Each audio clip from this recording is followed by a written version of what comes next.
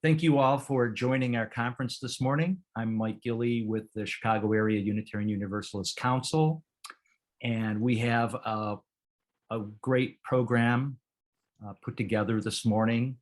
And you see on your screen there that I've shared a list of our panelists and keynote speaker, which we'll go through and do an introduction in a minute. But before we do, I'll just have a virtual chalice lighting here for our group chalice, and welcome everybody here. And I have a short reading that I was from a book that I was given by Dr. Mary Shelden, Shelter in This Place, Meditations on 2020. And it speaks to, I think, all of us that are on this call, especially those people who have been in any sort of position of leadership in a church or helping to be the glue to keep our communities together through these difficult sort of times. The poem's called Essential Services by Michael Tino. You are essential. Your life is essential. Your body is essential. Your presence here in community is essential. Here we mourn the dead. Here we rage in injustice. Here we learn and grow, stretch and challenge ourselves. Here we plan and build the beloved community. Here we remember what is greater than ourselves. Here we celebrate joyous milestones and mark the season's turnings. Our work here is essential because we are essential. Not just those of us who are here, but all of our siblings of every faith, color, and identity. All of us are essential. Come, let us worship, connected, whole, essential. Blessed be.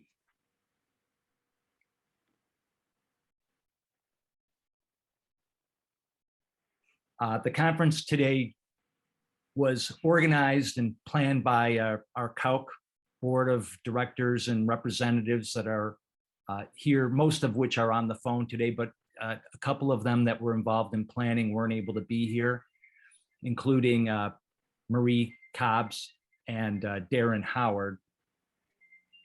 And I apologize, I'm getting a phone call from Reverend Rudra Judzilla, who's I think probably trying to get into the conference and doesn't know how. Excuse me one moment. Hi, it's Mike. Yes.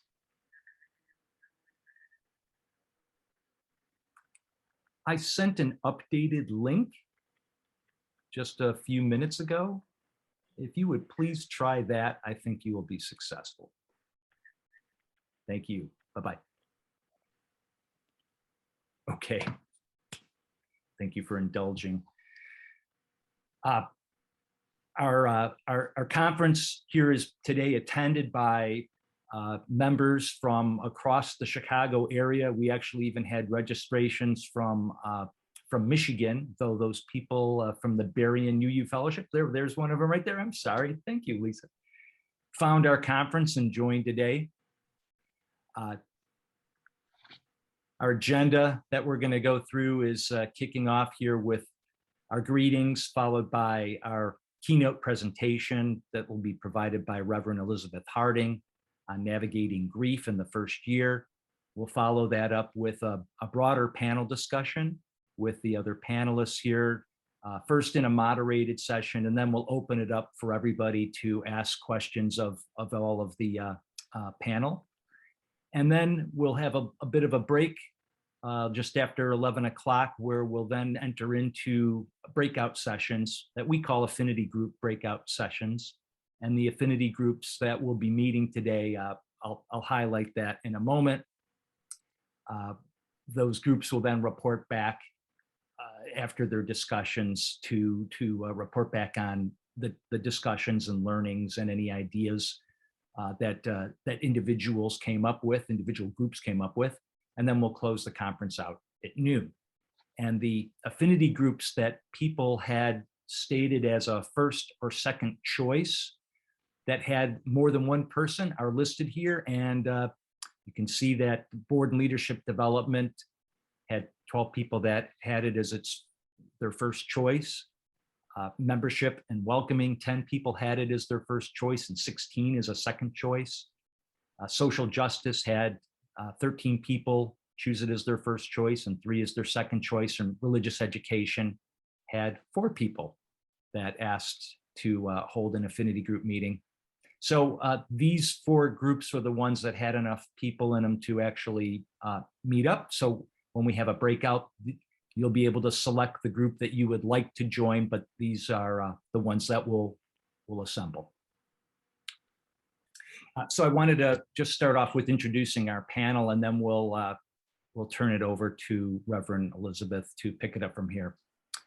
The Reverend Elizabeth Harding grew up attending Second Unitarian Church of Chicago, and she now serves as one of its affiliated community ministers. Elizabeth has served as hospital chaplain, hospice chaplain, and as a hospice bereavement counselor.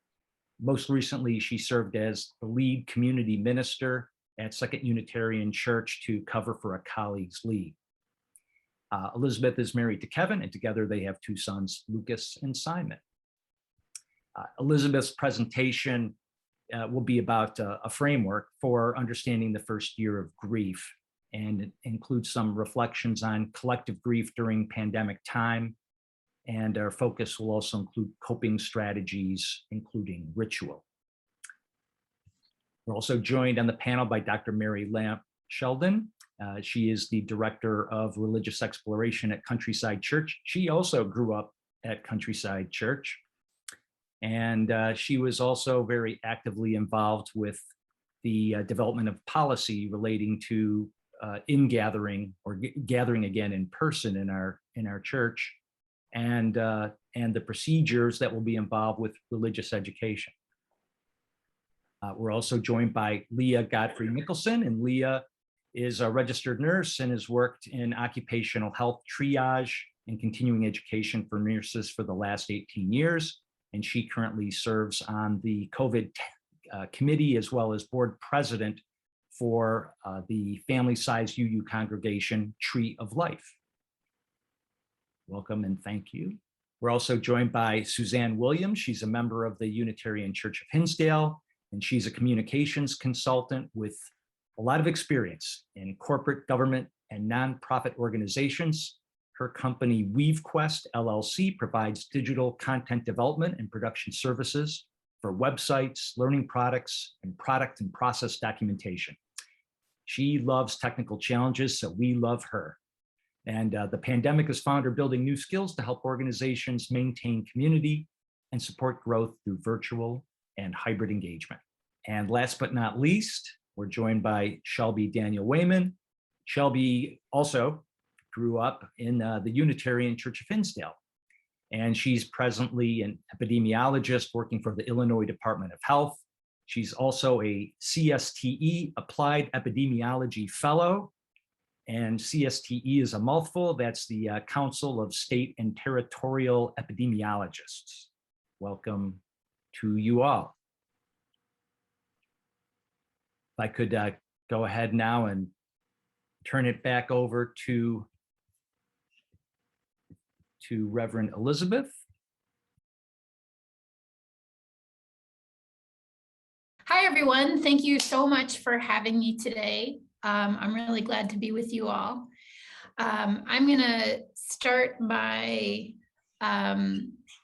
screen share, which is a PowerPoint presentation, and at the end, I'll kind of break up our time with a wonderful poem by Lynn Ungar.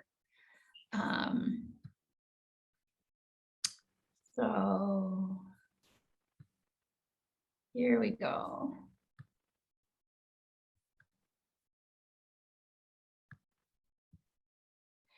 So my goal today, as Mike said, is to talk about grief and to talk about pain and suffering and to share some coping strategies and to explore grief and COVID-19.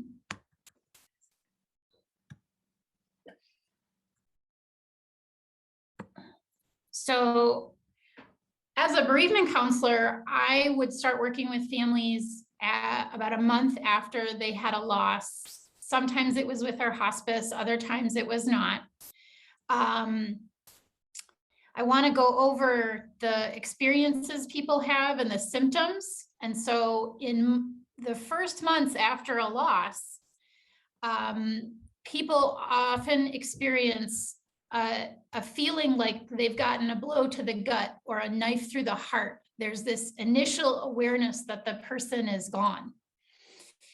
And the other thing that is balanced with initial awareness is called safeguarding. And this is nature's way of limiting awareness with the loss, a way of conserving energy and protecting us from being overwhelmed. So you might have long periods where you don't think about your person, and then all of a sudden it'll come back with a sensory experience. Like you might smell something that reminds you of them, or you might hear a song that reminds you of them. The first 3 months are often, people tell me they feel like they're in a fog. They feel like they're going through the motions of life. This is usually the time when people have to do all the paperwork around a death. So they're dealing with dealing with the estate, filling out paperwork, and they're grieving, but their time is taken up with all these practical things that need to happen. So the months 4 through 6 are often described as the part where it gets worse before it gets different. Months 4 through 6 are often identified by anguish and despair. And these are very intense periods of grieving. There's a lot of crying. There's this sense of really coming to awareness that the person is no longer going to be with us.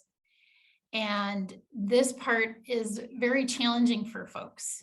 When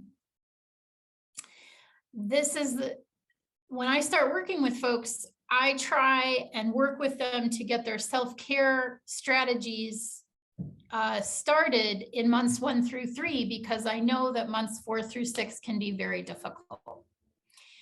Feelings can range from anger to guilt to depression, just this tremendous amount of grieving. And usually all of my clients had a shift right around every 3 months. So months 7 through 9 are times when people begin to try new things. They might want to take a class, they might want to explore an interest they weren't able to when they were caregiving for their loved one. They might find that they have more periods of joy during the day. They might feel like there's a new normal around the corner. There are lots of opportunities where people will have 3 good days and then a really bad day. In months 10 through 13, as the loss is remembered and integrated into the present, people experience more energy. They feel like they can move forward with their lives. A lot of times they acknowledge the anniversary during this time. Our grief support structure at the hospice was 13 months long, because we knew that anniversary was going to bring up a lot of feelings for people, and we wanted them to feel ready to leave grief support, formal grief support. So things that change your grief process. And so if you were really dependent on the individual person, if you had unresolved issues, like you had things you needed to say but didn't get to say them with the person, a lack of opportunity to say goodbye, if you've had other losses in your life, your personality factors and how you were attached to the person. It also makes a difference how that person died. So if the person was in hospice and you were with them for a long period of time, the actual death might come as a surprise. If that person was in an accident and you got news of their death and you had no opportunity to say goodbye, that would also affect how you grieve. Social factors, concurrent stressors, secondary losses. So if you're going through the loss of a home or the loss of a job or other losses at the same time, that is also going to make grieving a little more complex. So grief reactions there's a huge range. I've had people tell me that they stopped eating, couldn't stop eating, that they couldn't sleep. They had their emotions were all over the place. During those first 3 months, especially, they had poor concentration and focus. They began questioning their faith. Why did this happen to me? Why did this happen to this person? A lot of my clients who are social butterflies became very isolated by choice. And some people would crave social interaction. So it really depends on you. And I want to really emphasize that no one in one family will grieve the same way. Everybody grieves differently. And it's up to us to figure out how we can grieve constructively in a sense. And the way I looked at it spiritually was to say that grief is a really, really, really difficult and mean teacher. But the lessons that grief has for us are really powerful, and they shape the rest of our lives after that loss. So that is what a loss looks like. And then when you think about COVID, because COVID is an ongoing traumatic experience, we start the grieving process, but there are lots of in-between pieces. There are lots of times when it's not completed. And so the power that we have in the situation is to pay attention to our self-care, to look at our connections, to figure out how we can experience the feeling, have it move through our lives, and continue on. And that doesn't mean we don't have days where we sit in the bed and with the covers over our head and we just need a day. On the contrary, that is a resting, healing experience, and it would be really important to do. So triggers that might be helpful to be aware of. Holidays, if you were with your person during the holidays, or if they were a veteran and Independence Day was important to them. Major life events, anniversaries, birthdays, weddings, those milestones are going to be really difficult after a loss. Moments of joy, times of stress, certain times of the day or night. People also report that grocery shopping can be really difficult, because if you've had a loss and that person lived with you, your structure of living is different. Driving can be difficult if you drove that person to and from appointments. I had one woman whose coping strategy was to put a picture of her parent in her car, and that was her safe place to cry. So there's lots of ways to change your way of being, your way of functioning to address grief. The change of season can be a trigger for grief. Some people tell me that smells, songs, photos. Some people aren't able to look at photos of their loved one for a while after the loss, and that's also completely normal. So a grief burst is an unexpected feelings of sadness or bouts of crying. One example might be that you pick up the phone to call your loved one and you can't talk with them. So the task, William J. Worden is a grief therapist, and he's really amazing. So he has 4 tasks that we would engage with. Number 1, to accept the reality of the loss. Number 2, to process the pain of loss and suffering. Number 3, to adjust to the world without the deceased. And number 4, to find an enduring connection with the deceased while being able to move forward with your life. So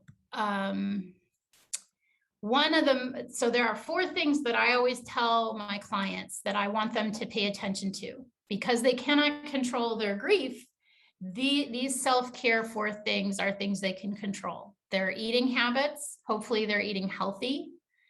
Sleeping, finding a good sleep pattern is really helpful to your process during grieving. Exercising, because all three of those things work conjunctly. You know, if you are eating healthy and exercising, by the end of the day, you're tired and you get sleep, and that is helpful. And the fourth is finding community.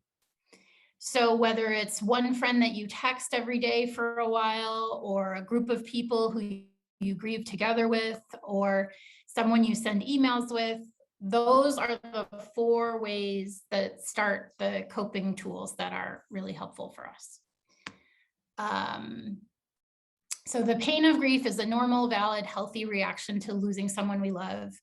In times with COVID, it's much more difficult. It's more complex because there's often that feeling of this death could have been avoided, this loss could have been avoided. But to allow ourselves self-compassion and understanding, and to figure out what will bring you comfort, is a helpful way to keep moving through the process. So suffering comes when we feel dismissed or unsupported or unheard, when our coping choices are questioned. Suffering comes with being told not to feel what you're feeling. Suffering comes when we don't take care of ourselves.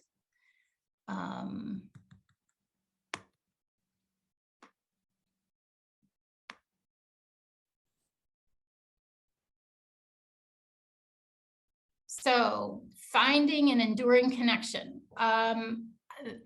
This is something that allows you to continue a life that you find pleasure in, but it also helps you feel connected to your loved one. So I had one client who lost his wife, and he was very nervous about social situations. And I asked him if he would allow himself a fidget.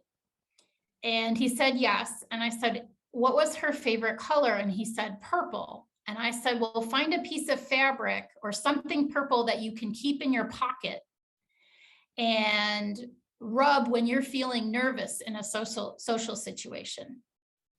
I've had other people make pieces of jewelry with the ashes of the deceased so that they have something that's always close to them. I had one amazing client who loved to travel, and her wife gave explicit instructions on what she wanted to do with her ashes after she died. And so she made up all these little containers of ashes, and every time their friends would travel to a new place, they would come to the partner's house, take ashes, and take a picture of themselves scattering the ashes in the new place. And then they would bring that picture back to the partner, and then the partner had this photographic album that helped her feel supported, connected to her wife, and connected with her friends. So all these little ways of coping are ways that you find an enduring connection with the deceased. I had clients that would, for the first year of grief, go and talk to go to the cemetery every week and just tell the person about their week. I had other clients who would write letters to their loved one every week, telling them the news. And one of the ways that helped with an enduring connection and also processing their feelings about the grief is that they got to tell the person how they were feeling about grieving. They got to continue the conversation that we crave in our lives. So to talk about ritual, having a memorial service is one of those rituals. Creating that pieces of jewelry and sharing it, scattering ashes in a sacred place. I know that the minister at the Unitarian Church of Hinsdale has made little grieving packets that anyone can come to the church and light a chalice, listen to some music, read some poems about grief, and just sit at the church in quiet. So you could make up a packet for yourself on the go if you felt like it would be helpful. I had another client who had a hard time eating breakfast. She's a doctor. And so we agreed that she would get a picture of her her parent who was the deceased person in her life, and she would have breakfast with that person with the picture every day. And that helped her create a new self-care ritual that was really essential. And also it helped her stay connected to him. So sometimes those connections help us deal with secondary losses and grief. Sometimes you experience a loss of income, a loss of identity, loss of community, loss of physical intimacy, family structure, loss of the future together with the deceased. And so a lot of grieving is recalibrating your lives to address these secondary losses.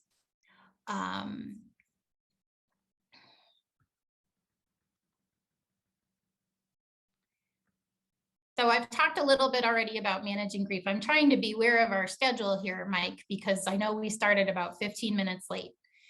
So other ways to manage grief: journaling, being out in nature, support groups.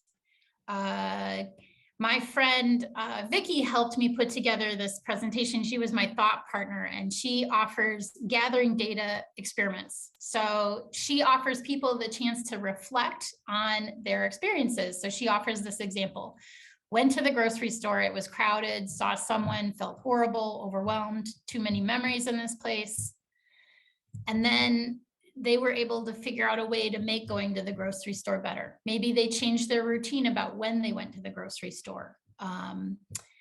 Another example: went to someone's party, was able to stay in the kitchen and do things to help, felt good to be around people, but not with them. So you may find that your functioning is very different over a year. It'll change a lot. And I also, because grief is such a difficult teacher, I always encourage people to think of this as a time of experimentation. You don't necessarily know what will work to help you cope. And what works in the first 3 months of a loss may not work at the end of the year of a loss. So it's a lot of energy to do this grief work, but it can be very useful.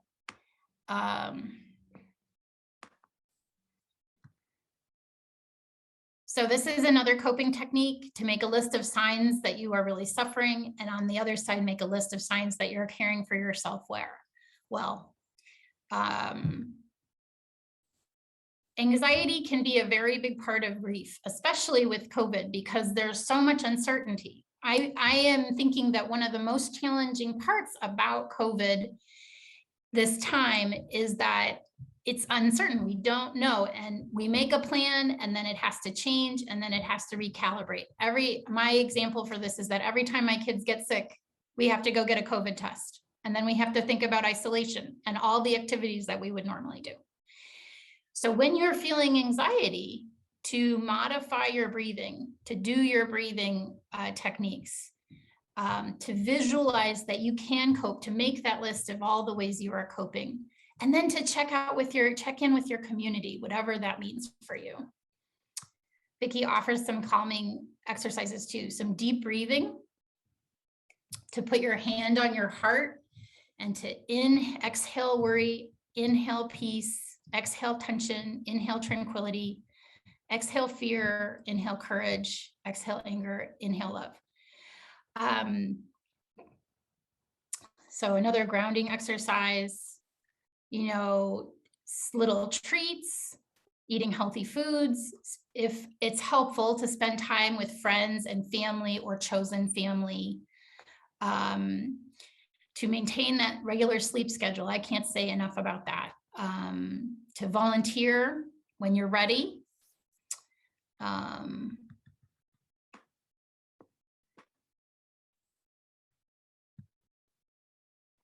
So a note about how COVID can affect the grieving process. We're socially distanced. We might feel isolated from our support. So using technology is a really great way to start making those connections, or to be vaccinated and to be meeting in small groups. To look forward to those celebrations of life, those memorial services, those funerals when they can be scheduled. One of the challenging things that it can be is to be needing to stay home where the belongings or the loved one are, and trying to find a new routine.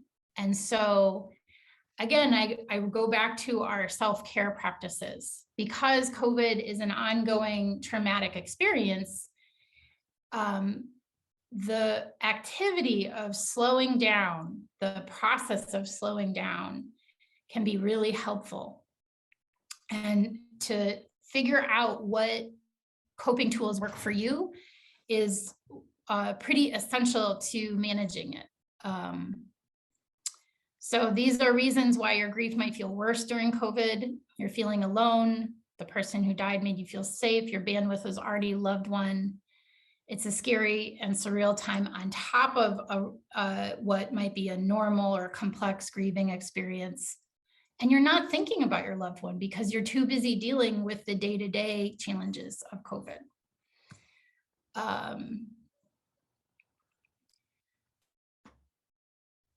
So you're annoyed that everyone is complaining about stuff you've been dealing with for a long time.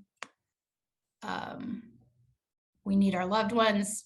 I know that you know all of these things. So I look at this presentation as just a way to remind you that those self-care tools are really, really essential. So again, what we need during grief: self-compassion, self-kindness, rest, nutrition, self-care, stay connected to others while physically distancing, using all of your coping skills and trying new ones, setting daily goals. One of my clients, her daily goal was to just get showered and get dressed. That, was for a while, and then she could add an activity over time. Permission to backslide. It is absolutely okay to get a distraction going, TV or watch a movie, because your grief will be there. And when you're ready to manage it, it's okay to have those days when you hide in the bed for a while or to just rest more often. Some of my clients found it really helpful to create time for their grieving. So they would set a time during the week where they would ritualize it. They would light a candle. They would read a poem, they would journal to their loved one, or they would write a letter to their loved one, or they would journal for themselves, and then they would read another poem or listen to a song, and then they would extinguish their candle. And that ritual helped them set aside that time in their schedule to process whatever feelings.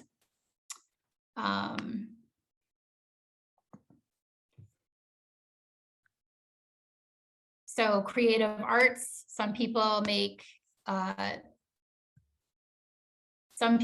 art during this time. I know that some rituals might involve managing anger. One of my clients was very angry at her partner when he passed away, and they had a large picture of him in their house. And so every day she would go there and she would yell at the picture for a while. Every day for a year, she would do this. And I saw her about a year later. We had a social group for people who had lost spouses. And I went up to her and I said, "Are you still yelling at the picture?" And she said, "No, I put it away." And I said, "That's so wonderful," because for her, that was her way of realizing that she was done being angry. I've used Karen Mooney's amazing, wonderful ritual for anger, where you take some plates and you wrap them in burlap, and you're very intentional about writing about what you're angry about, and then you smash those plates. I did that with a coworker, and she chose to make the plates into a mosaic. So there are concrete ways that you can create a ritual or do something where that feeling of messiness, of grief, can come and be made into some beautiful piece of art. So the other things I want to just briefly touch on are muscle memory and preparations throughout the year for milestones. So muscle memory is that experience in your body when your body is feeling the grief, but you aren't consciously thinking about it. I would have clients, as the anniversary would be approaching, they would come to me in session and they would say, I just don't feel good, but I don't know why. And I would say, well, let's get out your calendar and let's talk about what happened right around this time last year. And they would get out their calendar, and sure enough, they would find out that that was the time when their loved one got a new diagnosis, or when they decided to use the hospice, or when the doctor told them there was really nothing more they could do to cure the disease. So your body will hold all that in. And it's really important to pay attention to your physiological experience of grief, that muscle memory. And so if you know that October 1st is a really bad day, then I would talk with your family and I would make plans for that day. Maybe you take the day off from work, or you create a space where you go and you talk to a loved one's picture. But paying attention to that muscle memory can really help you feel like you're managing those big feelings. Another thing about preparing for milestones, a lot of my work with my clients was helping them prepare for the anniversary or prepare for special holidays or birthdays or anniversaries. So we would talk the whole day through. We would talk it out ahead of time, and we would say, what would you like to do? How would you like to manage the day? And so we worked on it so they had a plan. And I would always remind them that if they woke up that day and they didn't want to follow the plan, that was okay. But the act of making the plan helped them feel more in control of a very out of control situation. And I did have one client who said, you know, after all of our planning, the actual day wasn't so bad, but the day after stunk. And I would say, okay, so you need to plan for the day before, the day after, and the day of. And that was just how her body worked, because that's where her muscle memory was living. I'm trying to be mindful of time. I really loved working with my bereavement clients. I thought that they were just a really amazing people. And so the other thing I just want to touch on is depression, because we get a lot of questions about that. So this piece here, this PowerPoint presentation piece. So I want to talk about the difference between grief and depression. Grief comes in waves. There's a sense of emptiness and loss. It diminishes gradually, and a self-esteem is preserved. You can be more angry during your grieving. You may be preoccupied in telling the story of your person's life, how they died, what you've been doing since then. You may be open to sympathy and concern, and you may still have thoughts related to joining the deceased.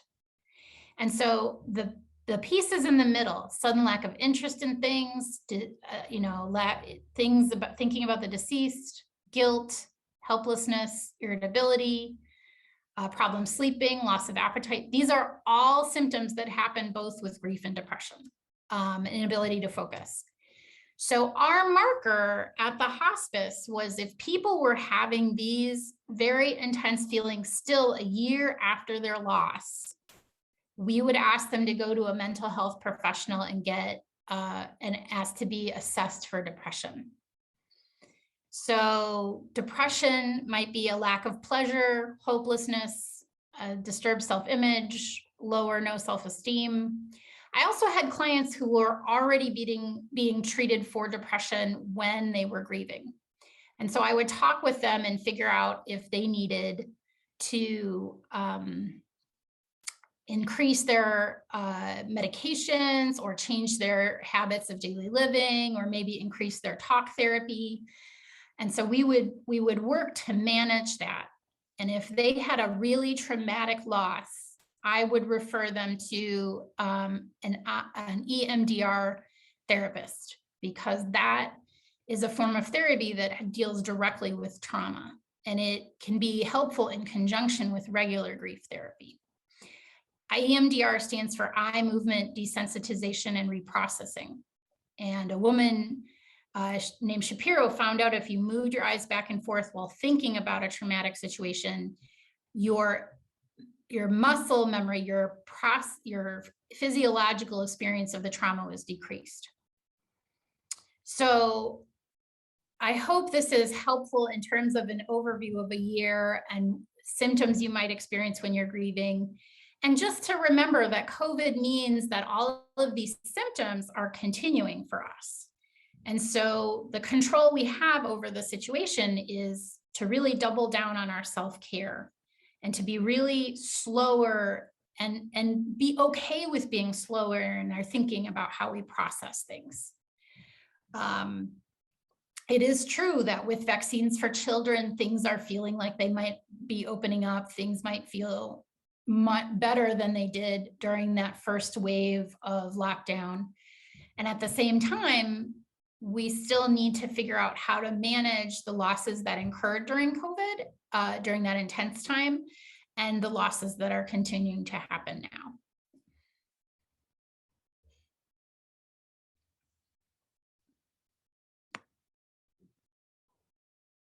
So I'm going to stop screen sharing, and Mike, because I gave you an electronic copy of this presentation, if folks would like to have a copy of the PowerPoint, I'm very comfortable with you sharing it later. Great, thank you. Before we completely move off topic and turn towards the panel, I'm wondering if there's anything, Elizabeth, you might have to say or share regarding, beyond the loss of human life, which unfortunately some of us have had those losses during this pandemic. There's other losses, like loss of a church community, or the sense that we've lost a church community because we haven't been able to meet. Can you say anything about any ritual or practice or anything that might help people cope with that? Sure. So one way that I've noticed that some congregations are handling this is to continue to have small group ministries, discussion groups online. Some people felt comfortable meeting in person, sitting 6 feet apart outside. As a clergy person, I have watched my colleagues struggle with this so profoundly. They have tried so hard to find ways to connect people during this time. And if you feel like your clergy person is running on empty, they might be, but they're trying really, really hard to figure out how to help people stay connected. I know the membership committee at Second Unitarian was writing handwritten notes to each member. I know our director of faith development wrote cards to the children. I know that some of us tried having Zoom religious education classes. All of these are attempts at maintaining that connection during this time. And each church, because we have that autonomy, is trying to address that lack of connection. One of the ways that we as individuals can handle it is to call up an absent member or friend that we know from church and say, hey, where are you? Where have you been? Let's get together. Let's, do a Zoom or a phone call or something. And so it really is harder for us because we have to take that initiative, but we also have to really partner with our ministers and our leaders in our congregations to figure out ways where we feel good about making a connection. And I know that because we're all overextended and tired and cranky about wearing our masks and being in this COVID time, it's harder to have the energy to do that. And so I think one of the first things is to look inside and figure out how you are taking care of your spirit, and then figure out how you want to stay connected. If you reach out to your clergy person or you're the leader of your congregation and to ask if they need help, I have a feeling that help would be very welcomed. Great, thank you.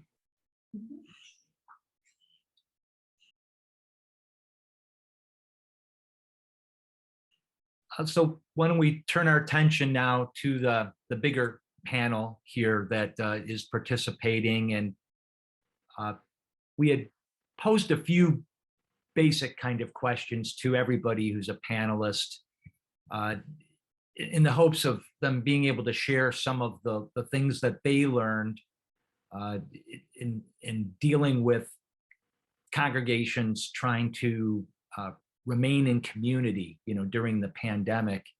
And there's been various creative, solutions that some of you have found perhaps, and maybe some opportunities for things that you might be willing to share with those of us that are participating in the conference today.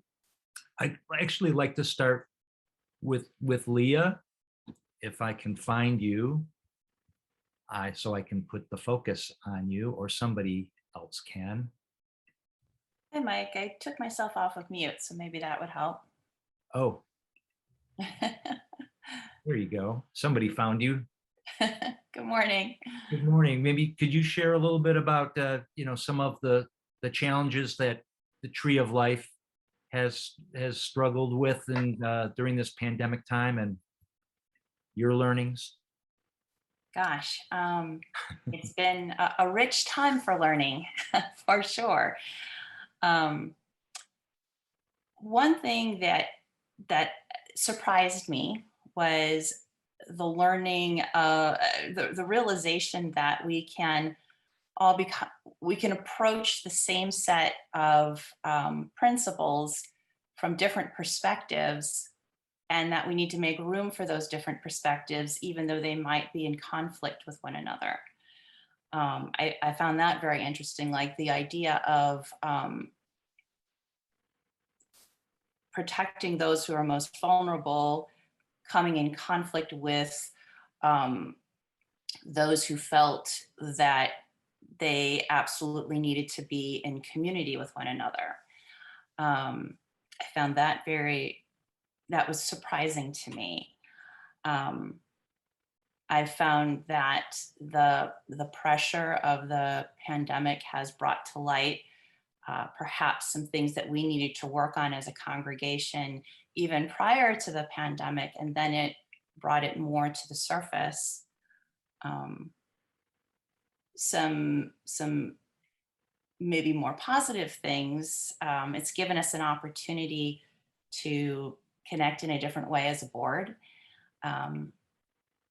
It's been sort of a trial by fire.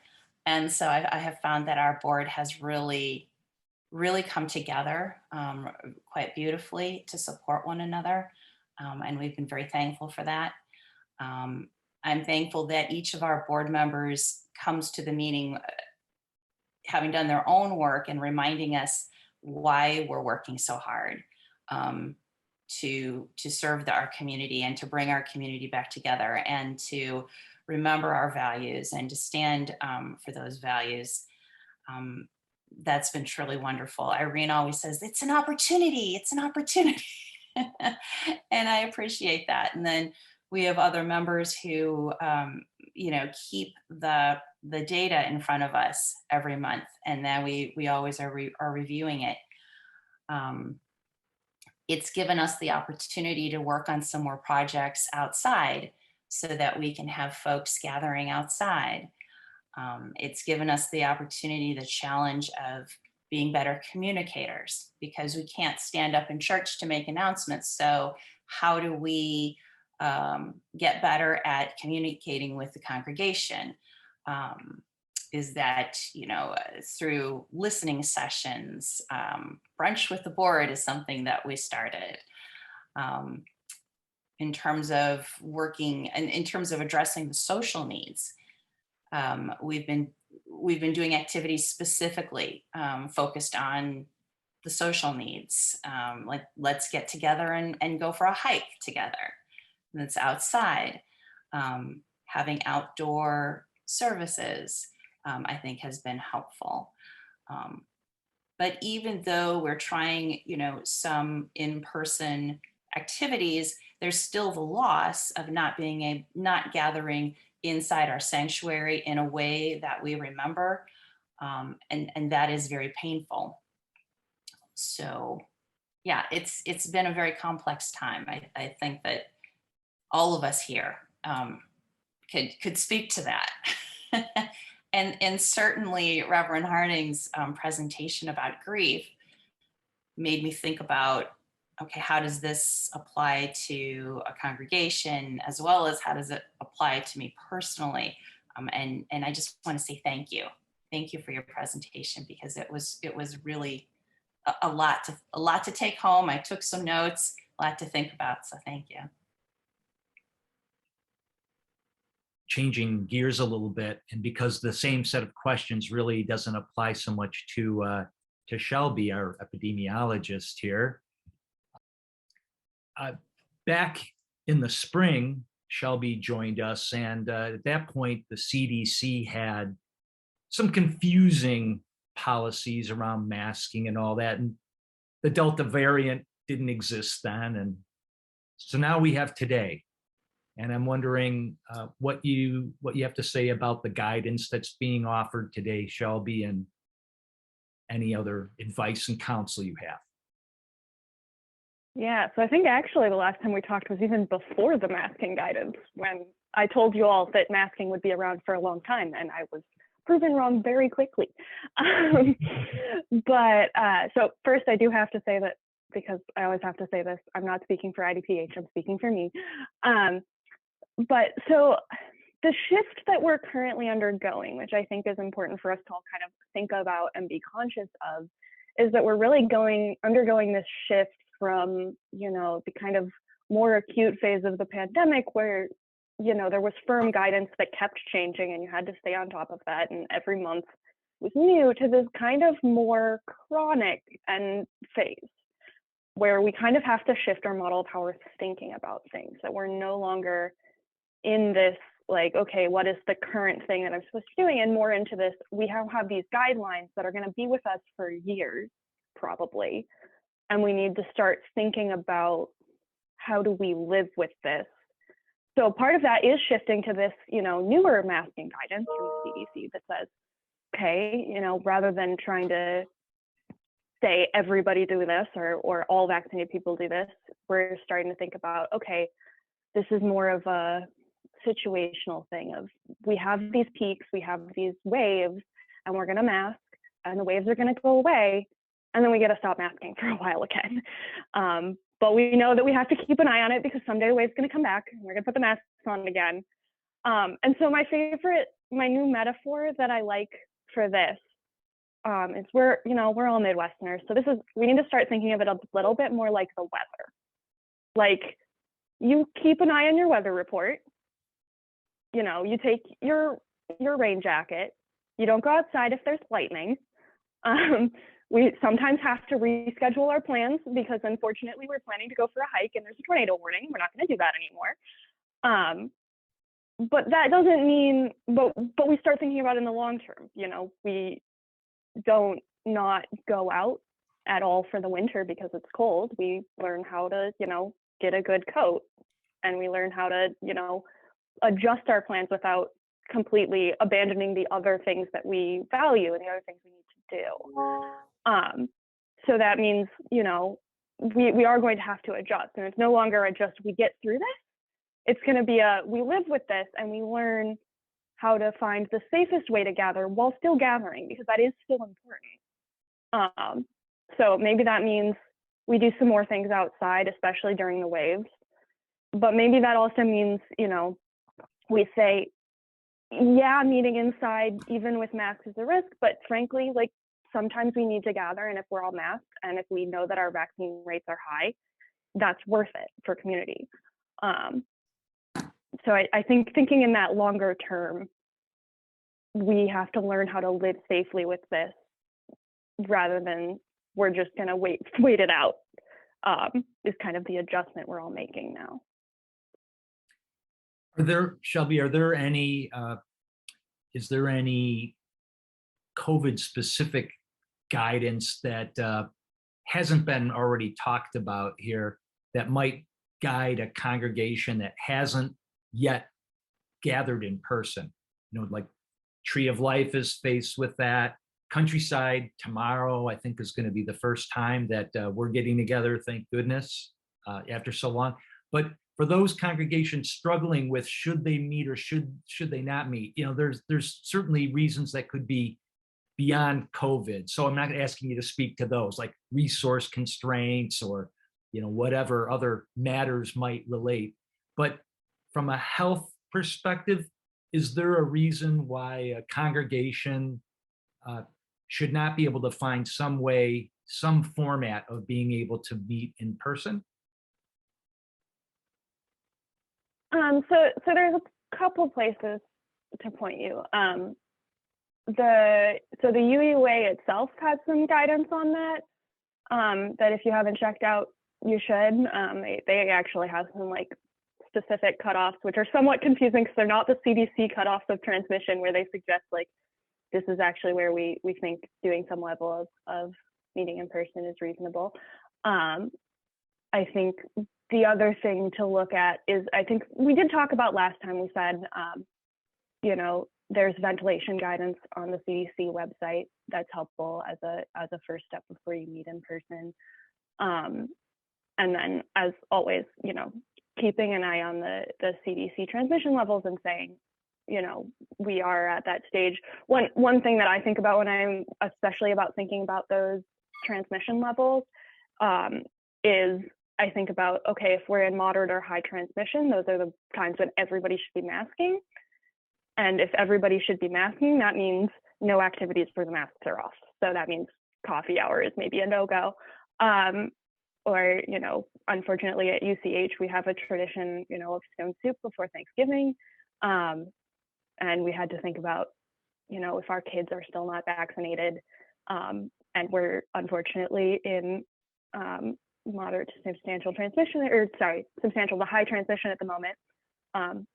We don't want people taking off their masks indoors to eat soup. So we can't do that right now.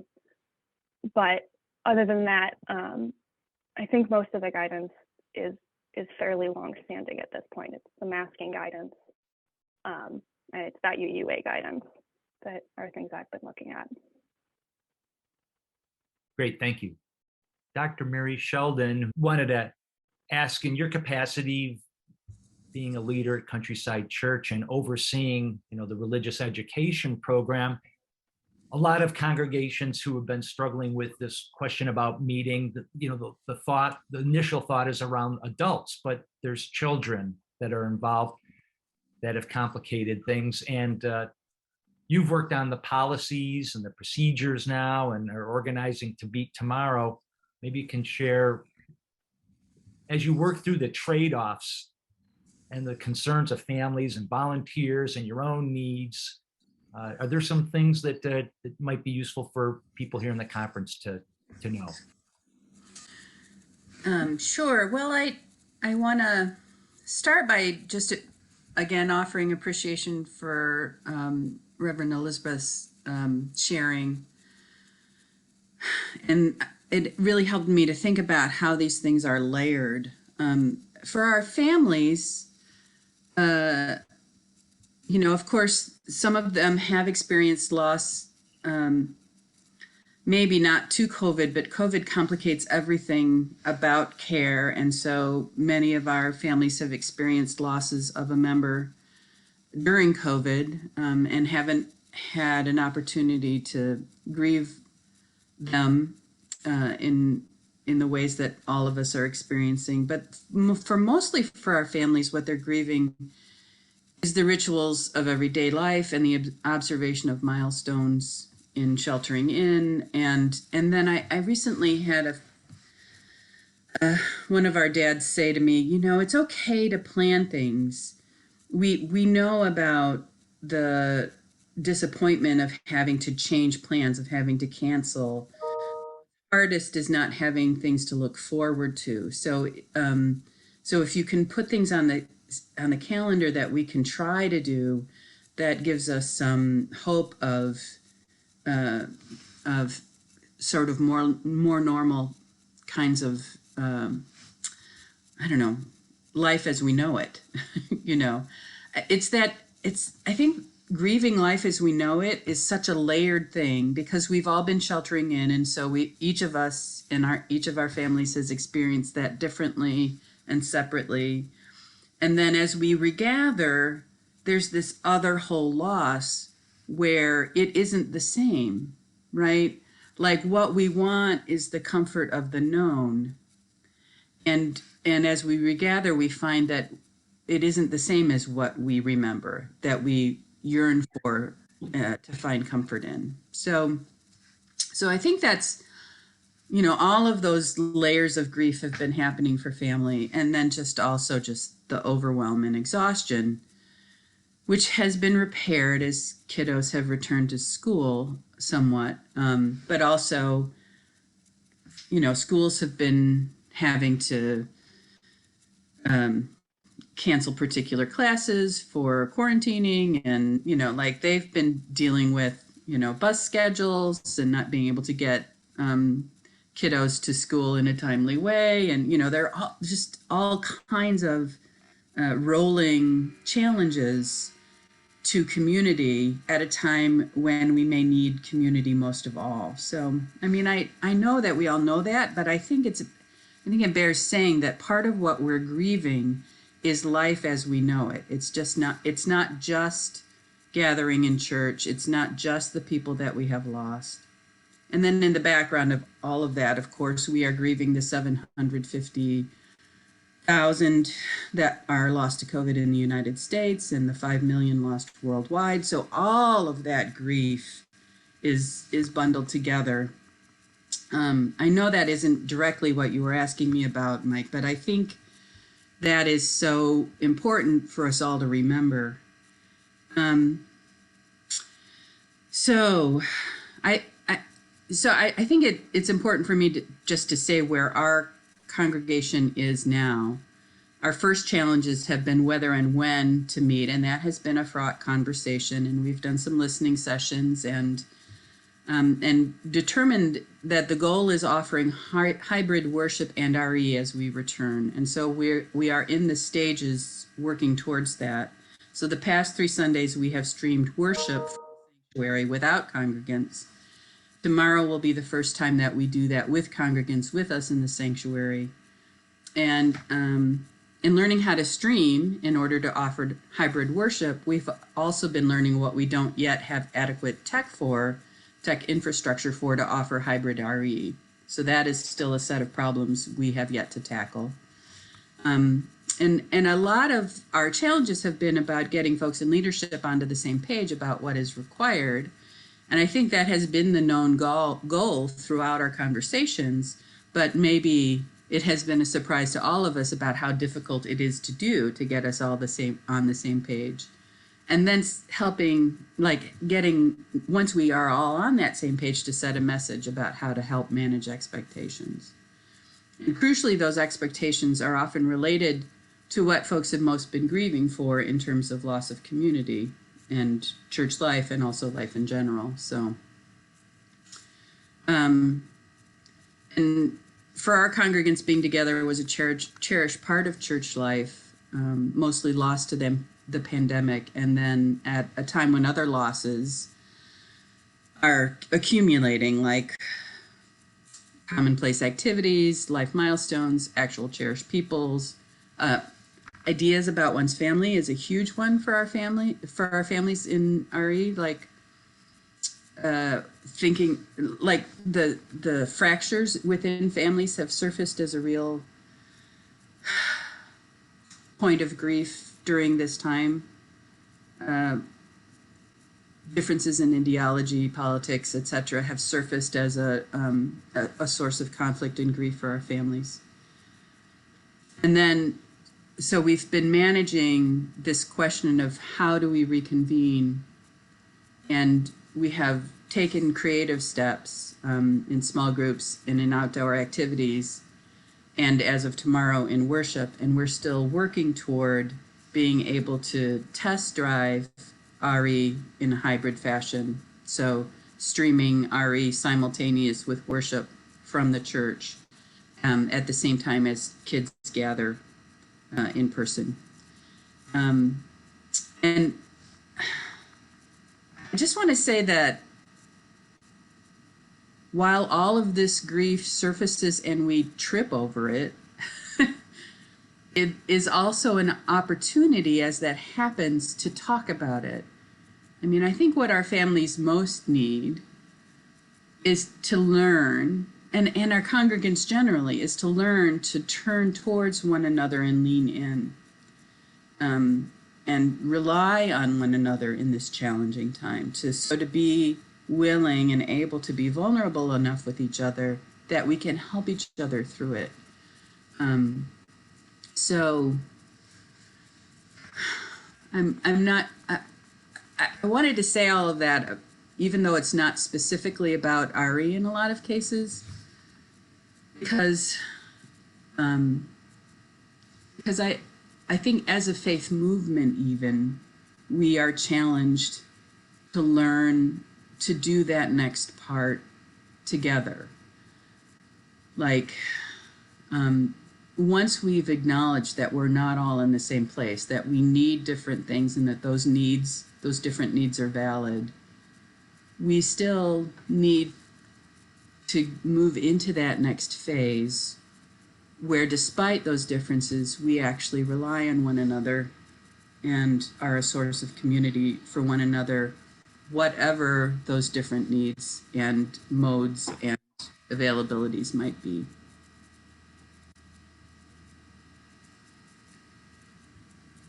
Thank you for sharing that.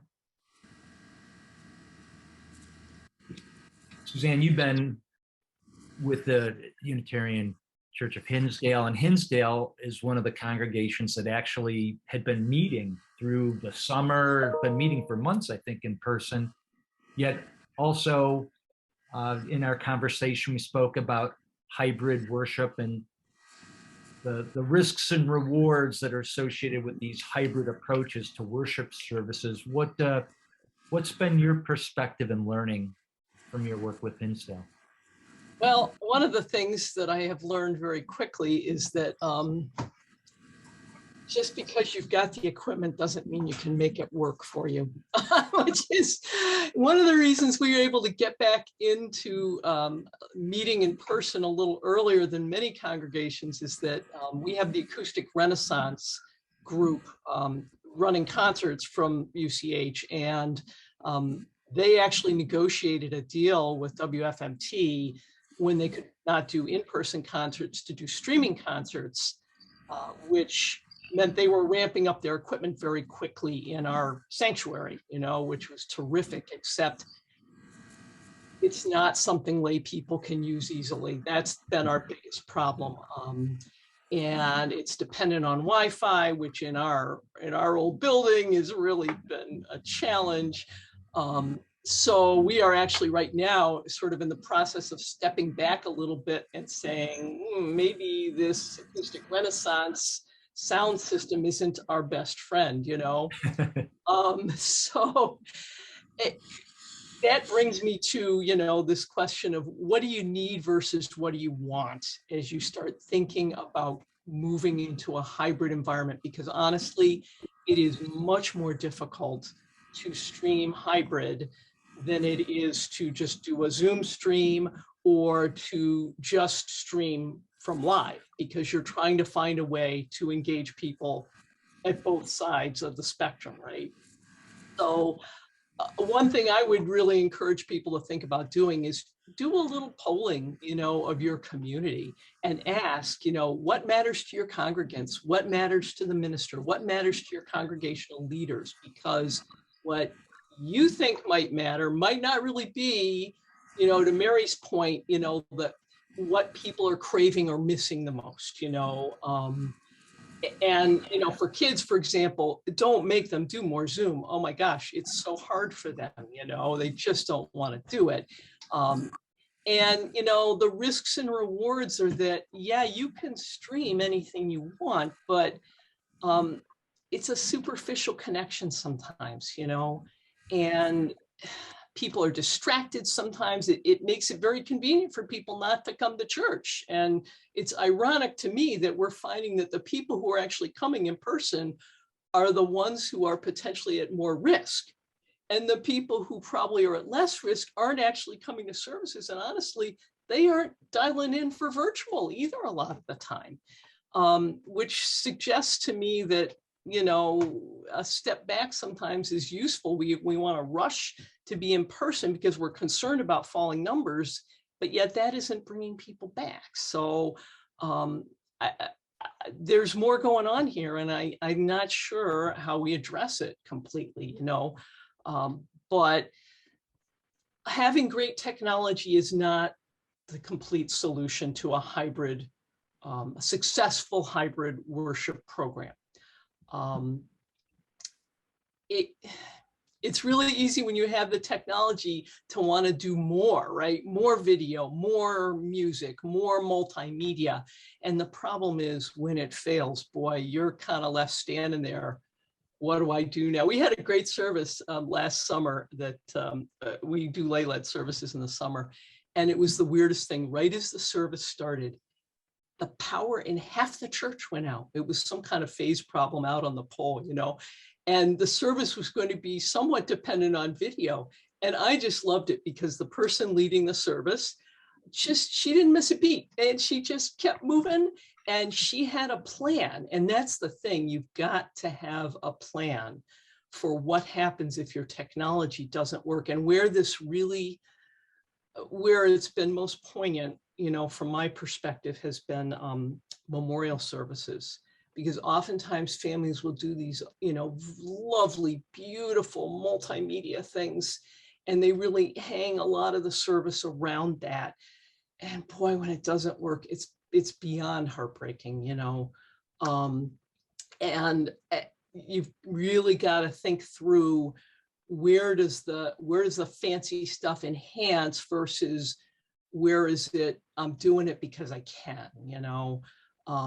Because people, you know, the message is what people care most about, not the eye candy, and it's tempting because we all know that a lot of, you know, big mega churches have these wowzer services, right? And, you know, you think, well, the wowzer services, when you put those out on YouTube, those are going to be the things that bring in your new members. But I'm not sure that's true. You know, we need to focus on what is the core of who we are about. And it's really the messages. It's the, you know, what are we talking about? Not the flashing lights and the confetti and, you know, all of that. So I guess, you know, the biggest message for moving into hybrid is try to keep it as simple as you possibly can. And I will tell you from, I've discovered a really nice, very simple solution actually that I use with one of my volunteer groups. It's an iPhone equipped with an app called Camo that you can download.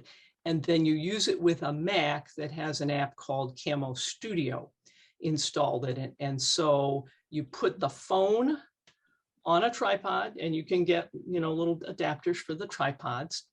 You tether it to the computer, and then you run this app called Camo Studio on the computer, on the Mac. And then that enables you to use the iPhone as a webcam inside Zoom. So if you're broadcasting to Zoom, you can just basically the iPhone equipment is a participant in the Zoom session, and you can pin that. And that's, you can use Camo Studio. The Camo, the app for the phone, is free. Camo Studio, the app for the computer, can be used free, but a licensed version gives you HD video. It gives you some control capabilities.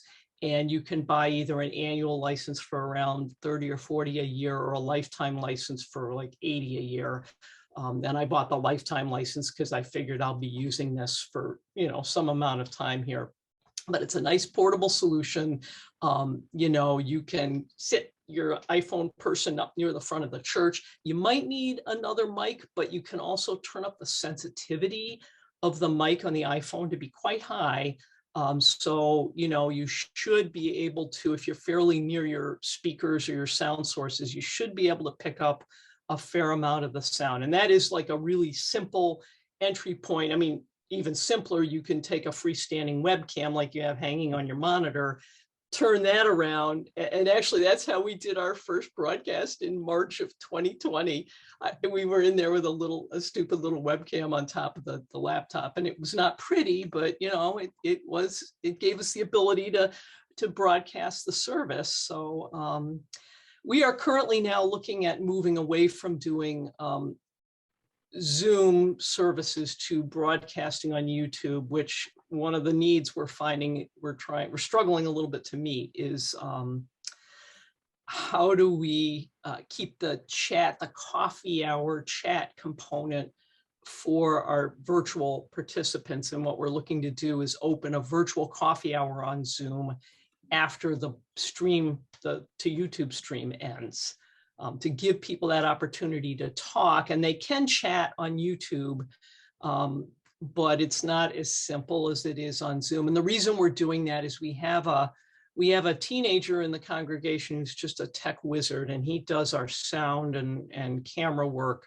during the service. But we're finding that if we want to do Zoom too, because the way our system is set up, we really need a second person to run the Zoom component of the service. And that is volunteers. And we're running out of steam on that, quite honestly. It's proving to be very challenging. And so we can get, in theory, a better quality output going straight to YouTube, and we don't have to deal with fixing the video recording from Zoom. So it is a work in progress though, and we've been challenged by trying to share our sound system with the ARC folks every week, and trying to get everything reset on Sunday mornings has been challenging like you just can't believe.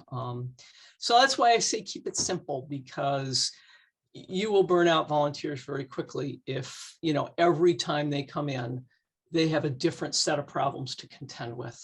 Change is great, but change is not easy. And, that brings me to one of the last points, is you need to think about change management when you start moving into this hybrid environment. You need to manage people's expectations. You need to think about what do you need to keep, what can you toss, what do you maybe need to add. And one other point, that if you're going to YouTube especially, you need to you do a candle lighting or some other cares and concerns sorts of things. You need to really educate your congregants and participants about the need for protecting people's privacy.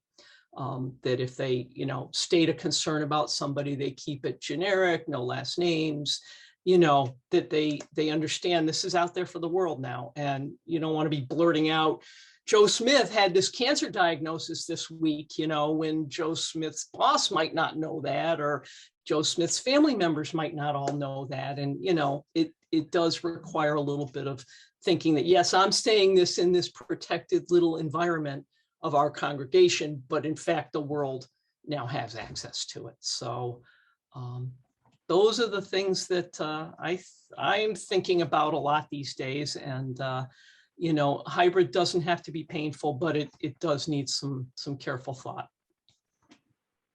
Thanks for sharing, Suzanne. Reverend Elizabeth, you had some comment I think you were going to make, or I saw your hand raised.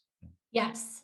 So I just wanted to offer that one of the things that has been very helpful for Second Unitarian is to create some boundaries with the virtual service committee. So the congregation now knows, for example, that if they want to submit a video or an announcement or anything that's recorded, that it has to happen early in the week, so that because we have a virtual rehearsal every week on Thursday. And so to have all the components of the service and a worship script and everything has to be put in early enough so that the virtual service committee doesn't feel overwhelmed. We also I suggested a policy to the board and the policy committee that we ask our renters to pay an extra fee if the sanctuary is not set up the way it's supposed to be for a Sunday morning after it's been used by a renter. We asked for increased fee because the virtual service committee team was getting really worn out with having to clean up the sanctuary and put everything in there. And to support your volunteers in that way by creating boundaries with folks has been really helpful. The level of their anxiety has decreased significantly. We also hired a tech person, and we phased them in very slowly. So each week we taught them a new component of our hybrid. Our situation is unique in that we don't have a working elevator or lift. And so we stream from 3 places. Zoom, our sanctuary, and a room at a local retirement facility where a lot of 2U members are living. So they have taken on a lot of leadership in making a lot of the components of the service happen at their location as well. And so our service is longer in the sense that we are offering direction every week for our newcomers about every single location that what we do for hybrid. But it's working because people feel welcomed into the process, and because we've set this expectation that what we're doing is not going to be perfect. We are embracing our imperfections at 2U. So that's all. Thanks. Okay, we have a limited time before the break that we plan to take, but we want to open up for questions. I had invited anybody who had a question to write it in the chat. There was one from Shirley Adams asking about, do we expect to stay in this hybrid mode forever? And are there benefits or negative aspects to that possibility? Shelby, are we going to be in this forever? Oh, joy. I get asked to predict the future. Yes. So I have, you know, we've all rarely been right when we try to predict the future of this pandemic, but my current recommendation for people is to not think that we're going to be in a fundamentally different phase of this pandemic for at least 2 to 3 years. That when it comes to like how long it takes for a pandemic disease to become an endemic disease, it takes a few years. So this is not like, you know, there was a little hope last time I spoke to you that we had gotten these vaccines out, and, you know, after the summer, we were going to be back to a new normal. And I think if we're looking at like large timelines, that there isn't a point that's coming up here soon where you're going to be in a new normal. So I think whatever your plans are, plan to be here for a couple years.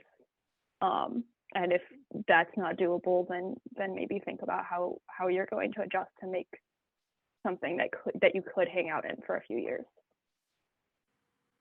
Mary, I see that you raised your hand, but I don't know that your video's on. I'm in video in one space, and Oh, I see. Gotcha. So I just wanted to say that I think the answer might be different for different congregations. It might be different for worship and RE. So I'm going to try to lower my hand so that I'm not just sitting here with a raised hand. But I also wanted to, you know, just put it out there that there are more reasons than the pandemic to offer hybrid worship for sure, and maybe hybrid RE as well. There are lots of reasons why access can be challenging. In-person access can be challenging, and online access can help ameliorate those reasons that have nothing to do with COVID. So, so for our congregation, the long-term idea has certainly been that we'll continue to offer hybrid worship. Whether that continues to be the case with RE depends a little bit on how it goes in our rollout, and how good a solution it is for our families beyond our pandemic needs. So, thanks. Go ahead, Elizabeth. You're muted. I think one of the great things about doing a hybrid service is that it adds significantly to the Unitarian Universalist mission of accessibility. As she just said, it's been really great to have longtime friends of the congregation pop in, and I think it does on some level, even if it's a superficial connection, increases the connection people have been feeling. No doubt.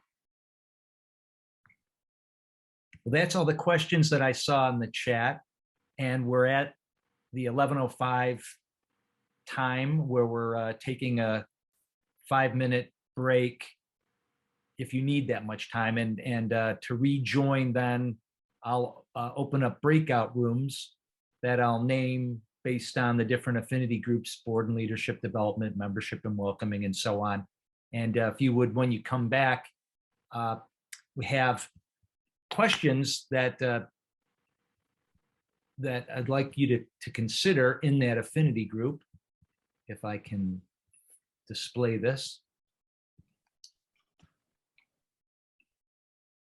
I don't know if they'll let me cut and paste this into the chat.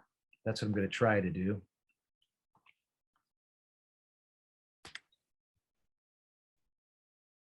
So what I just pasted into the chat was something that suggested for each of the groups that meet, if somebody would volunteer to be a note taker for the group, and to try to keep your introductions relatively brief so you can have as much conversation as possible here about our topic. And the questions that we posed to discuss would be, what did you learn today that you or your congregation need to apply?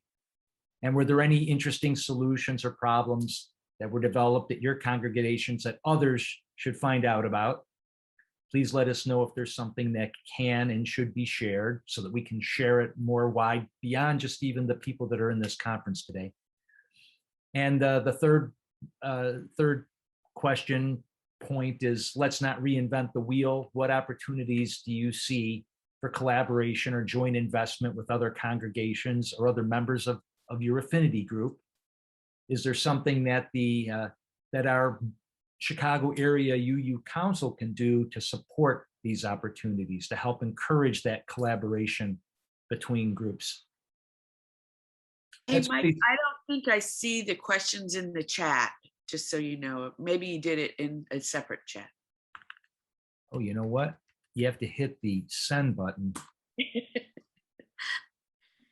I thought it would have done it automatically. Sorry.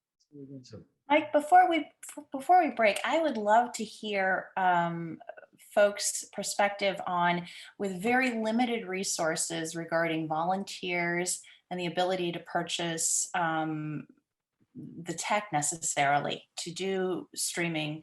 What are the must-haves, would you say, to have in place regarding both the folks who are running the service and the technology? you must have an internet connection, and it has to be fast enough that it can stream live video. So you need something like 30 megabits per second minimum. And Yeah. you need a camera. Yeah. And you need a sound system. Yeah. Yeah. And you need somebody who knows how to actually run that. Yeah. That's the minimum. And I mean the minimum.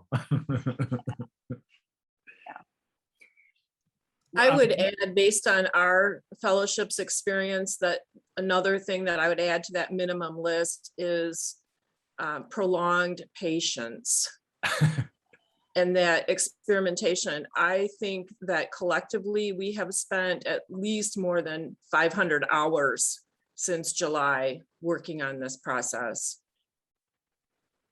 That's a lot of time. And we have a affinity group that's called the Tech Team Affinity Group. They're not meeting today because we didn't have enough interest, but you can join that group. If you've stated interest when you registered for the conference that you were interested in the tech team, then we'll get added to that affinity group, and you are able to send email and receive email from other people who are part of that miniature community, that mini community focused on tech. And I think you could pose that question and get some additional answers there as well. Yeah, that sounds great. And that's through CAUUC. Just one recommendation too I would make is, especially as you move into hybrid, sound levels can be a challenge, and they're really challenging for people participating virtually who may have some hearing impairments. Mm. And so I've really been trying to push these folks to invest in a good headset that they can use with their computers, because of course, computer speakers, if you have sound dropouts or things get quieter, it doesn't always get transmitted. And sometimes people don't wear their hearing aids when they're at home too, but they can, if they do wear hearing aids, they should consult with their audiologist for some equipment recommendations, but it's been surprisingly difficult though to get folks to use a headset. I don't know why, but it really, it enables them to isolate the sound a little better and to tune out some of the external sounds that they may be hearing in their environments. So. And did the mic work okay for you when you were just using an iPhone and the Mac, or? So it was a little smaller environment. I wasn't using that at the church. I used that with my weaving guild actually. And it was a little tricky at the beginning, but then I discovered that you can go in and in the Camo Studio app, and you can set the mic sensitivity to maximum. But I will also say that if that doesn't do the trick, that maybe using something like a blue microphone or something, setting that as a freestanding mic. But there again, you know, you have to look at how close does somebody have to be to the mic, and then you also have to be concerned about how many hot mics do you have running in the sanctuary, because you will get horrible feedback and buzzing and stuff going on. So you really want to limit the number of mics running if you possibly can. So a lot of these systems do give you the ability to adjust the mic sensitivity. You just have to drill in a little bit to the settings to find that. So Thank you. I would also add that you, in doing testing of whatever you're going to be doing streaming, that if you're in a meeting hall that is reverberant, that is going to be very noticeable as well. And it can make it more difficult for people to hear. So I noticed that with the countryside starting to stream from inside of the building, that it's a lesser quality of sound than it was when we just did Zoom because of reverberation. Okay, we need to pause and take a break, but before we do, Reverend Elizabeth has a video that I believe you're going to share. And then I'll create the breakout rooms, and please join back as soon as you're able, so you could get into the Q&A with each other.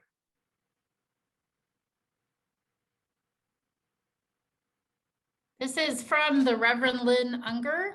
She begins and ends her poem. Pandemic. What if you thought of it as the Jews considered the Sabbath? The most sacred of times. Cease from travel. Cease from buying and selling. Give up just for now. I'm trying to make the world different than it is. Sing, pray, touch only those to whom you commit your life. Center down. And when your body has become still, reach out with your heart. Know that we are connected in ways that are terrifying and beautiful. You could hardly deny it now. Know that our lives are in one another's hands. Surely that has come clear. Do not reach out your hands. Reach out your heart. Reach out your words. Reach out all the tendrils of compassion that move invisibly where we cannot touch. Promise this world your love, for better or for worse, in sickness and in health, so long as we all shall live.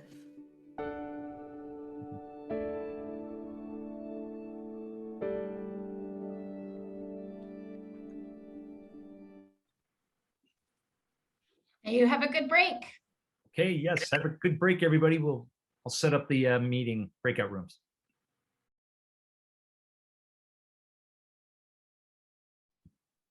Okay, I hope everybody is back. Can I say one thing, Lisa Fuller? I'll find you. We'll talk. Thank you. So thanks everybody for sharing with others and collaborating with others here that are part of the conference. If we could recap some of the discussions that occurred in each of the rooms. Was there somebody taking notes for religious education and adult faith development? Yes, I was. Hi, Michelle. If I'm needed to do that. Are we wrapping this all up at noon? Is that the? That's the approximate plan. Yeah. Okay, well, I will try to be quick. We had Lisa Gilley from Countryside and Marge Askins from Elgin and Reverend Elizabeth Harding, our distinguished keynote from 2U, and Mary Shelden, also a distinguished panelist from Countryside.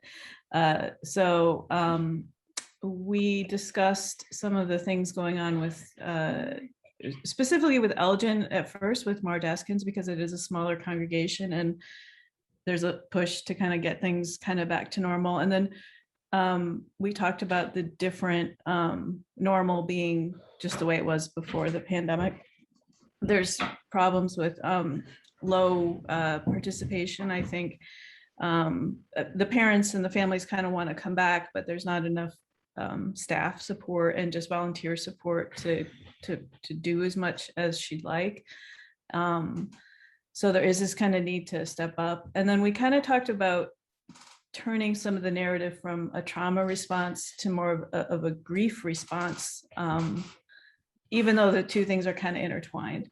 I think one thing that came out at the end, well, one thing was holding listening circles to talk to people who are, just talk to the congregation. It's not just about planning for the future and where you want to be. It's kind of seeing where people are at right now, and that there is no one size fits all program. And that I think 2U and UCE have been Unitarian.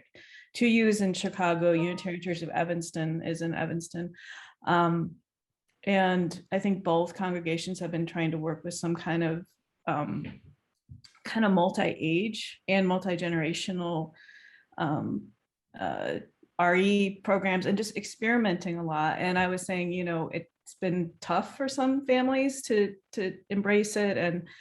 And what Reverend Harding said, which was really great, was that it's very messy and experimenting, and it can feel bad. It can also feel good, as Mary Shelden brought up. And it's just important to kind of balance what we are doing and what we are also missing and grieving at the same time. So that's what I got. And if anybody wants to, from my group, wants to add in, that's it. Or ask questions, I guess. I can't answer anything, but there are definitely people in the room that could. So. Irene, you were there for the membership and welcoming. Yes, and Judy Stettner agreed to take notes, so perhaps she would. She already put something in the chat. Yeah, I put the notes in the chat. I'll just give a cliff notes to what they mean. I stole a really great membership program from, that's Judy Stettner, not Judy. Sorry, I know. That's my mother-in-law. I stole a really wonderful program from another congregation. They created this thing called heart-to-heart conversations. It's basically you get a number of volunteers to make calls to everybody that's in your directory, and you're just calling to connect with them, see how they're doing, and get feedback from them, get their ideas on things, and then we're passing on the results of those conversations to the member leadership areas that would benefit from them. So we ask them questions about what's keeping them connected, what's working at them feeling connected to the congregation, what things they're hoping for. And you can just follow the link. It has the whole thing. And we just used Google Forms to have, for the script for the conversations. And people really loved it. Some of the nuggets that were shared in our group were we need to shift our focus from numbers to connections, and a nice idea for helping for those connections is putting a person's bio, having them write up a little bio, and it came to their 5-year or 10-year or whatever anniversary of membership. A concentration on concentrating on touch rather than tech, and looking at things with a new light. This is our time to reevaluate and look at things anew. Very nice. Did anybody I just else? wanted to say that in the RE group, those 2 words, connection and high touch, you know, never mind the tech, which is important, but those 2 themes came up too. One other thing that I'm sorry, and Shirley, I missed putting that in. It's like with us being in this hybrid mode, we can be bigger than our buildings now. We're not limited by room in our sanctuary. Yeah, and I just want to tag on to what Lisa said, that I think it's important for congregants to remember that for staff and for tech volunteers, especially, it is the tech concerns are super challenging in ways that congregants may not realize or understand, and that they can be a big distraction from these high touch activities. So it's really important to remember to balance those things. Thanks. Reverend Karen, were you taking notes in social justice or somebody else? I was not. I offered and then took it away, and Yvette stepped forward. Who took notes for social justice? Yvette. Oh, I'm sorry. Yvette, you're on mute. You're on mute, Yvette.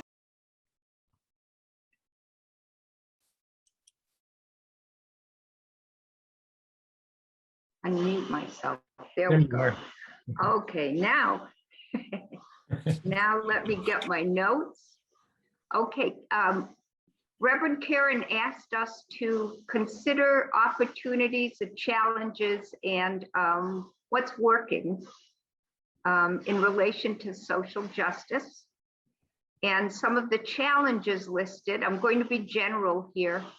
Some of the challenges mentioned were feeling siloed in the work that that she is doing, one of us is doing. And it's harder to get out of the same mindset. You feel rusty and sort of in place mentally. And it's hard to feel creative when you're doing this, especially online. Another one mentioned that it's easier to make connections with legislators in person, harder to do that via Zoom. Each of them has different mandates about what he or she will be willing to, how they will be willing to meet up with you on a techie platform.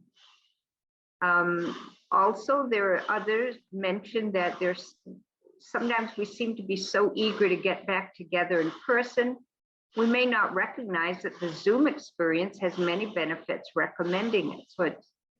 So almost like it can be both, not necessarily either or. Another mentioned that they're grappling with the ongoing trauma of the pandemic.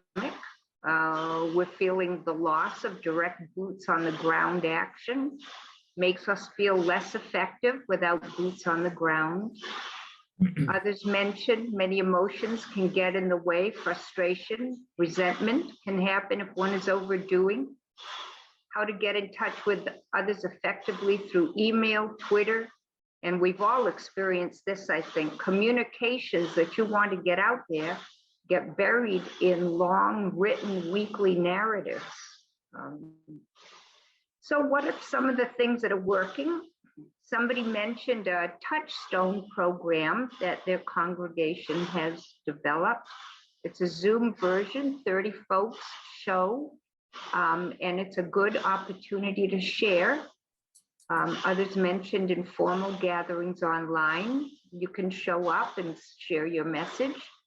And another one mentioned that this has provided the Zoom experience has provided their wise elders with an opportunity to really get heard. They can get online or they can call in and share their feelings. And another mentioned the importance of live meetings. So I think in our what's working category, it all had to do with meeting up and communicating either through text or live. So another said that they have 64 committees at their church and they're all operating virtually. So there's something to be said about a hybrid movement. That's it.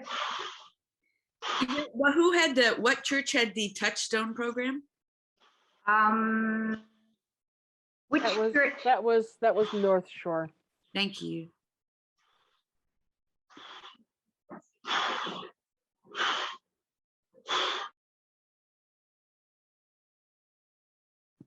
Mike, you're on mute. Mike, you're muted. Sorry, it was saying it sounds like somebody's exercising and their audio is coming through loud and clear.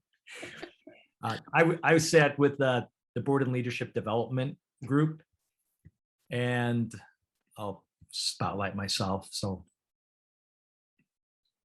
and the Board and Leadership Development Group had people from Tree of Life, including Leah Mikkelson and Reverend Jen Grayson and Janet Burns. And then from Hinsdale, Bob Daniel-Wayman was there along with Suzanne. And from DuPage, Reverend Connie Grant and Pat Lickman. I think that's it. I think that was our group. If I'm missing somebody, I apologize. I thought about it, writing down everybody's name right after we all disconnected. In our group, we had a number of threads of conversation going on, and started talking at first a little bit about some of the things we liked in the presentation.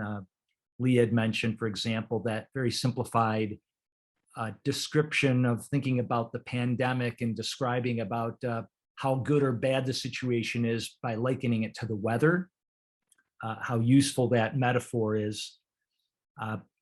And that idea of that we're in a pandemic, and that we had some conversation regarding the challenges with volunteerism and tech people and how tech savvy people are and the challenges some of them face because many of them are working people.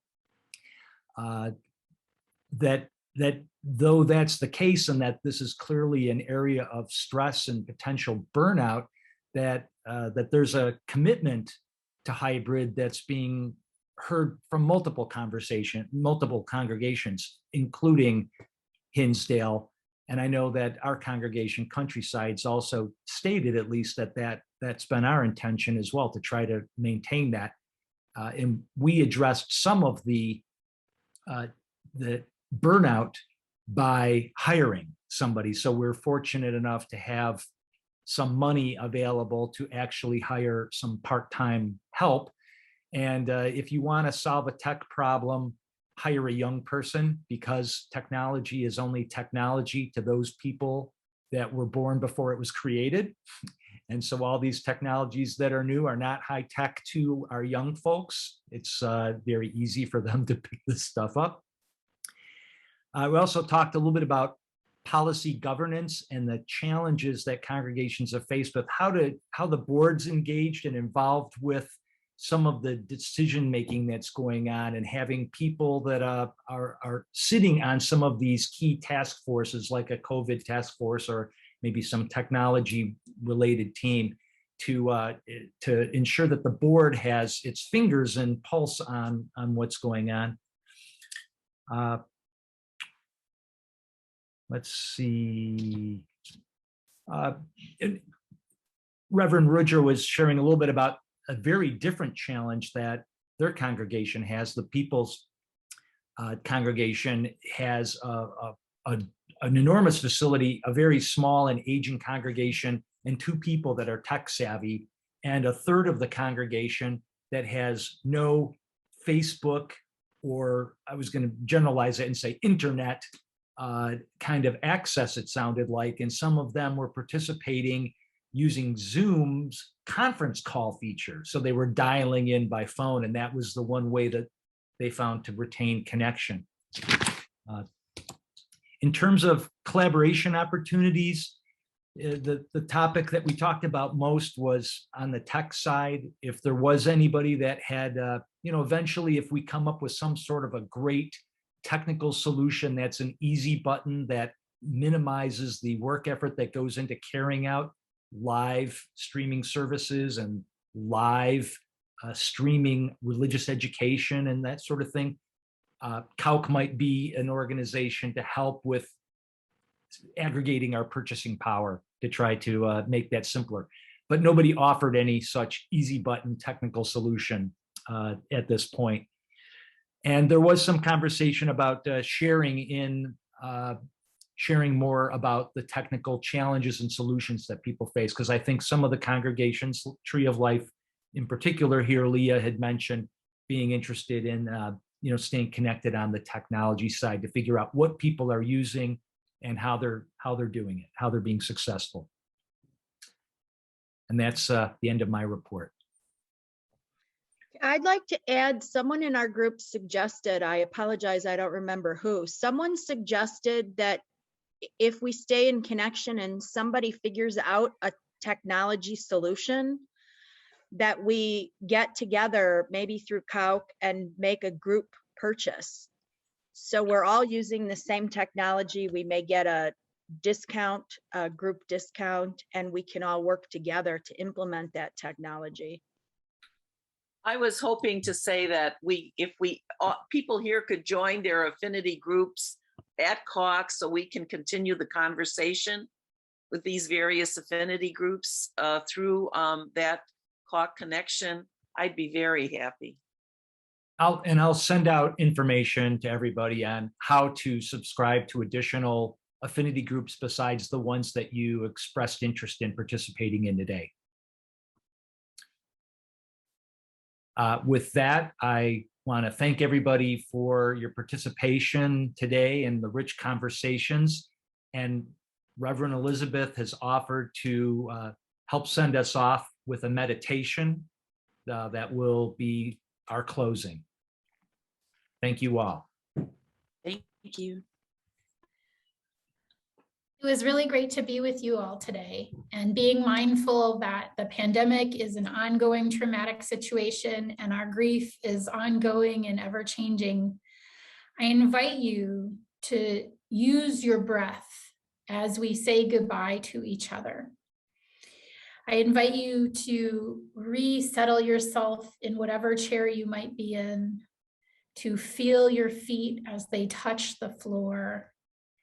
And I would invite you to take a breath as you are comfortable for your feet, to think about all the times they've helped you take a hike or a walk or a swim, or just to sit quietly and feel that breath moving in and out of your body. That breath is the spirit of life, the ruach, the inspiration that keeps us all going through this very difficult time. Take a breath for your ankles. Take a breath for your calves.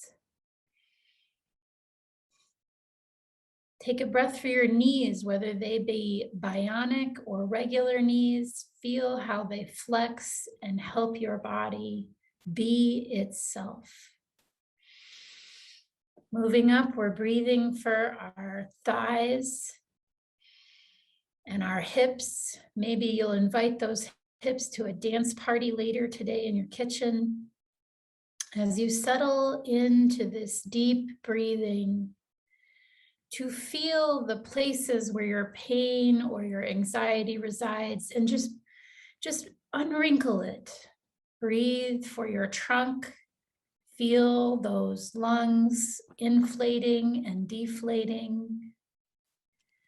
And as you move up your body, notice if your shoulders are trying to hang out next to your ears. Take a deep breath for your shoulders and settle them back down to where they belong. Move your breath into your arms. Feel free to flex your arms, your elbows. Hold out your hands if you feel comfortable doing that, and your lower arms, breathe for them. Give thanks for your hands that they were able to engage with this technology and these people here today, to feel the spirit of life moving and among and inside and with us. And now let's move our breath up our neck.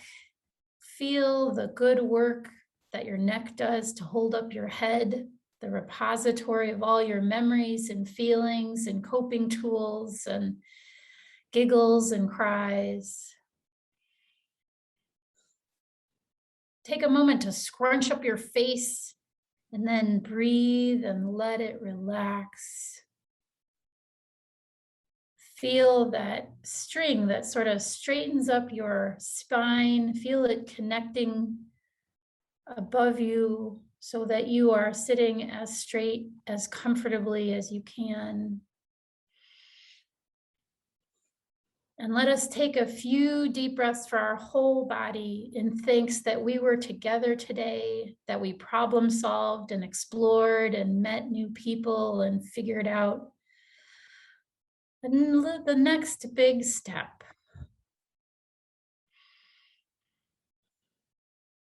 And as you come back, and as you feel comfortable to open your eyes, to know that our work may not end today, but our connections are renewed and our spirit will continue and carry us on.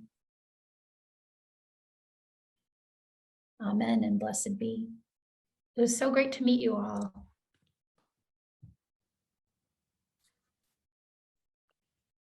Thank you all. Have a great rest of your day. You too. We look forward to talking in person once again sometime.